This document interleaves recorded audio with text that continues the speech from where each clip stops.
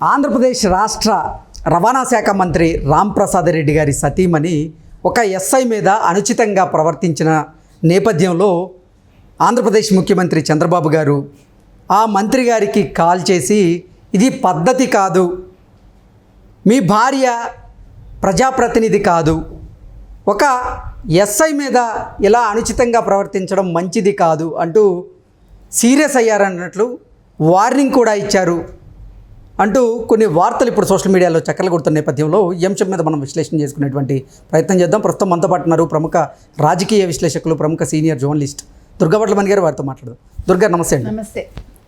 దుర్గారు, ఆంధ్రప్రదేశ్ మంత్రి రాంప్రసాద్ రెడ్డి గారి సతీమణి ఒక ఎస్ఐ మీద అనుచితంగా ప్రవర్తించినటువంటి నేపథ్యంలో ఆంధ్రప్రదేశ్ ముఖ్యమంత్రి చంద్రబాబు గారు ఆ మంత్రికి ఫోన్ చేసి మీ సతీమణి ఇలా ప్రవర్తించడం మంచిది కాదు, అది పార్టీకి చెడ్డ పేరును తీసుకొస్తుంది అంటూ ఆ మంత్రికి చంద్రబాబు గారు వార్నింగ్ ఇచ్చినట్లుగా, ఆయన మీద సీరియస్ అయినట్లుగా కొన్ని వార్తలు ఇప్పుడు సోషల్ మీడియా వేదికగా చక్కర్లు కొడుతూ ఉన్నాయి. దీన్ని ఎలా చూడాలి?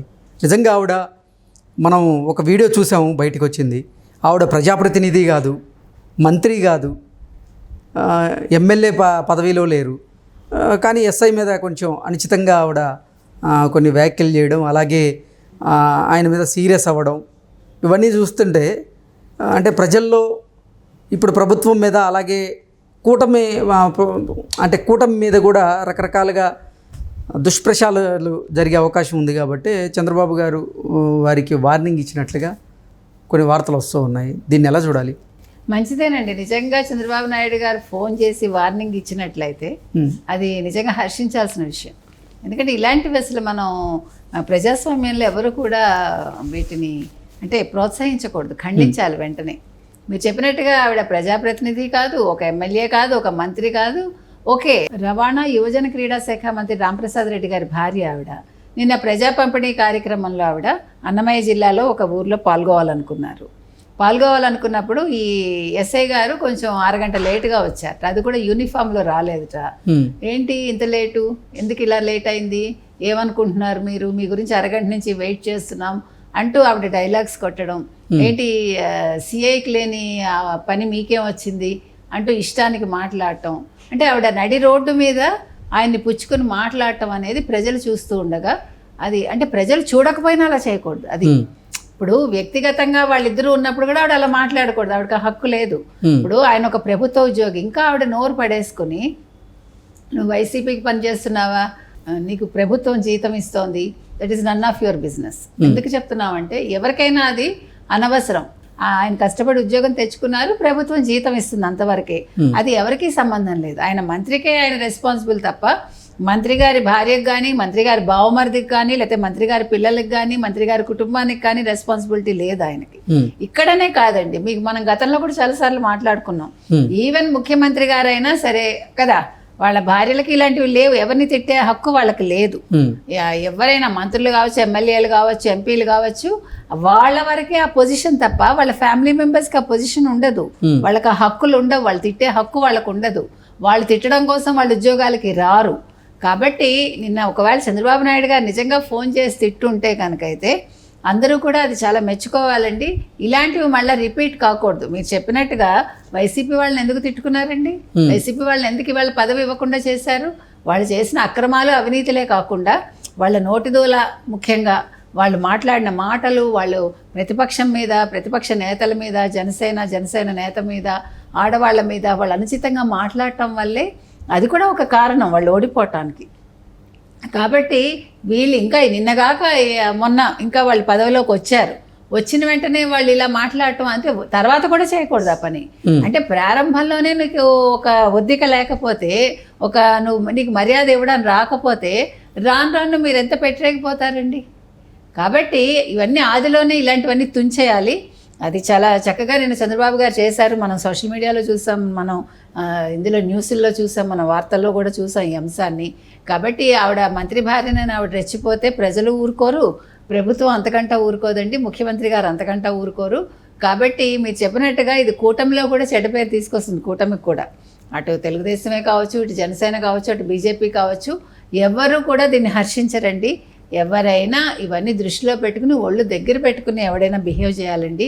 అది భార్యలు కావచ్చు, పిల్లలు కావచ్చు, వాళ్ళ కుటుంబ సభ్యులు కావచ్చు, ఎవరు కూడా వాళ్ళు మంత్రి గారి భార్యను కదా అని నువ్వు రెచ్చిపోతే మంత్రి గారి భార్య నీ వల్ల ఆయన పదవి కూడా పోతుంది. ఇంకా చెప్పాలంటే ఇంకోసారి ఇలా చేశారనుకోండి, చంద్రబాబు నాయుడు గారు కళ్ళు మూసుకుని ఆయన పదవిలోంచి తీసేస్తాడు. ఆయన ఆలోచించరు. ఆయన అందులో ఇప్పుడు ఇదొకటి మీద ఇప్పుడు మరీ ఆయన ఇదిగా ఉన్నారు, మరీ నిక్కచ్చిగా ఉన్నారు, మరీ ఖచ్చితంగా ఉన్నారు.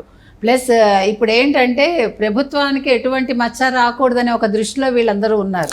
గతంలో ఉమ్మడి కడప జిల్లాలో కూడా జగన్మోహన్ రెడ్డి అతని కుటుంబ సభ్యుల దాష్టికాల వల్లే ఇప్పుడు అసలు అక్కడ ప్రభుత్వం మార్పిడి కోరుకున్నారు ఆ జిల్లా వాళ్ళు. ఇప్పుడు ఆ జిల్లా నుంచే వచ్చినటువంటి మంత్రి భార్య ఇలా ప్రవర్తించడం సరికాదు అంటూ కూడా కొంతమంది నెటిజన్లు కూడా సోషల్ మీడియా వేదికగా కమెంట్స్ చేస్తున్నటువంటి నేపథ్యంలో అసలు దీన్ని ఎలా చూడాలి? దీని మీద అంటే వార్నింగ్తో వదిలేస్తారా చంద్రబాబు గారు, లేదంటే ఏదైనా చర్యలు ఉంటాయా ఆవిడ మీద? అంటే ఏం చెప్తారు? అంటే ఇది మొదటి తప్పిదం కాబట్టి మరి మేబీ ఆవిడ చేత సారీ చెప్పిస్తారా ఎస్ఐకి అనేది చూడాలి మనం. మీరు చెప్పిన ఇప్పుడు సోషల్ మీడియాలో కూడా కొన్ని మంచి పనులు కూడా జరుగుతున్నాయండి. అంటే మన దృష్టికి రానివి కూడా వాళ్ళు వెంటనే స్పందించటం, ప్రజలు వాళ్ళ రియాక్షన్ కూడా మంచిగా ఉంటుంది. మన నెగిటివ్ పక్కన పెడితే పాజిటివ్ కూడా చాలా ఎక్కువ ఉంటుంది. అంటే వెంటనే వాళ్ళు స్పందించడమే కాకుండా దాని మీద చర్య తీసుకునేలాగా చేస్తున్నారు. ఇవన్నీ కూడా మెచ్చుకోవాల్సిన అంశాలే కదండి. అంటే ప్రజల్లో ఒక రెస్పాన్సిబిలిటీ పెరిగింది. వాళ్ళు మేము కూడా అంటే మాకు కూడా బాధ్యత ఉంది ఒక పౌరుడిగా అనే దాన్ని వాళ్ళు గుర్తించారనమాట. మీరు చెప్పినట్టు కడప జిల్లాలో ఉన్నంత ఇది ఇంకెక్కడ, ఎస్పెషల్లీ రాయలసీమలో మనం చెప్పుకుంటే మీరు చెప్పినట్టు అక్కడ జరిగిన అట్రాసిటీస్ ఎక్కడ జరగలేదమ్మా. అంటే ఎక్కువ శాతం వీఆర్ టాకింగ్ అబౌట్. కాబట్టి ఇప్పుడు వాళ్ళ కుటుంబానికి ఈరోజు సీట్లు తగ్గినా అంటే YS Rajasekhara Reddy, YS Jaganmohan Reddy YS Rajasekhara రెడ్డికి సంబంధించిన కుటుంబం కాబట్టి వైఎస్ జగన్మోహన్ రెడ్డి కుటుంబానికి ఈరోజు కడపలో సీట్లు తగ్గాయంటే దానికి వాళ్ళ ప్రవర్తనే కారణం కదండి. సో ఇప్పుడు ఒక వ్యక్తి చేసిన దానికి, హరిత అన్న ఆవిడ చేసిన దానికి అది వాళ్ళ భర్త మీద పడుతుంది, అది పార్టీ మీద పడుతుంది, అది కూటమి మీద పడుతుంది. రేపొద్దున ప్రజలు ఇవన్నీ గుర్తుపెట్టుకుని ఓవరాల్గా ఆ నియోజకవర్గం మీదే పడుతుంది, లేదు మొత్తం రాయలసీమ మీదే పడచ్చు, జిల్లా మీదే. కాబట్టి వీళ్ళు ఒక చిన్న తప్పిదం చేసే ముందు 100 ఆలోచించాలండి. వీళ్ళు ఇవాళ ఇదేదో ఫర్ గ్రాంటెడ్గా తీసేసుకుని ఏదో కొత్త బిచ్చగాడు పొద్దెరగడు అన్నట్టుగా ఏదో కొత్తగా పదవి వచ్చింది కాబట్టి నేను అడ్డం పెట్టుకుని నేను ఇలా బిహేవ్ చేస్తానంటే ఇదంతా కూడా పూర్వంలో లేదండి. పూర్వకాలం అలా ఉందేమో సినిమాల్లో, అది మనం చూసాం. కానీ ఇప్పుడు ప్రజలు తప్పిదం చేసినా కానీ సోషల్ మీడియాలో ఆ వీడియోలు ప్రత్యక్షం అవుతూ ఉన్నాయి, ప్రజలు వీక్షిస్తూ ఉన్నారు, కమెంట్లు కూడా తెలియజేస్తున్నటువంటి నేపథ్యంలో మనం తస్మాత్ జాగ్రత్తగా ఉండాల్సిన అవసరం అయితే ఖచ్చితంగా మన వాళ్ళకు కూడా అదే చెప్తున్నామండి. మంత్రుల భార్యలు కావచ్చు, ఎవరైనా సరే తస్మాత్ జాగ్రత్త. మీ నోటి దూల వల్ల మీ భర్తలకే లేకపోతే మీ భార్యలకో ఉద్యోగాలు పోతాయి, అంటే పదవులు పోతాయి. అల్టిమేట్గా అది పార్టీని దెబ్బతీస్తుంది. అది గుర్తుపెట్టుకుని మీరందరూ బిహేవ్ చేయండి.